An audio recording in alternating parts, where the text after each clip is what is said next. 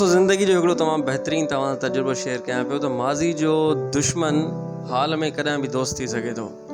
वक़्त जी मजबूरी बि थी सघे थो या वक़्त ऐं हालात खे ॾिसंदे उन सां हथु मिलाइण बि थी सघे थो।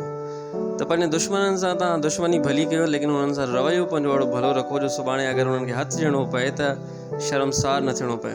ऐं इहो बि यादि रखी छॾिजो त अॼोको जेको हाल जो तव्हांजो दोस्त आहे उहो मुस्तक़बिल में कॾहिं बि तव्हांजो दुश्मन थी सघे थो। पंहिंजनि दोस्तनि सां बिल्कुलु क्लोज़नेस हुजे, लेकिन उन्हनि सां एतिरियूं बि वीक पॉइंट्स शेयर थियल न हुजनि जो अॻिते हली हू अगरि दुश्मनी ते अची वञे त ईअं न थिए त असांजी हर वीक पॉइंट हुन वटि मौजूदु हुजे। जेतिरो घणो गहरो दोस्त अगरि दुश्मनी ते अचे त उहो तमामु वॾो ख़तरनाक दुश्मन थी वेंदो आहे। हिन ज़िंदगी में केर बि कंहिंसां हमेशह लाइ गॾु न हूंदो आहे। तव्हां अॼु खां 5 साल 10 साल पोइ ते माज़ी में वेंदो कि अहिड़ा गहरा तरीन तव्हांजा दोस्त हूंदा, तव्हां सम्झंदा हूंदो त कॾहिं बि असां अलॻि न थींदासीं, लेकिन उहे अॼु अलाए किथे हूंदा ऐं अवां अलाए किथे हूंदो। ऐं इहो बि सोचींदा हूंदो त एतिरो टाइम थी वियो आहे, फलाणो मुंहिंजो गहरो दोस्त हुयो, वक़्तु गुज़री पियो या हाणे हुन सां राब्तो बि न पियो थिए।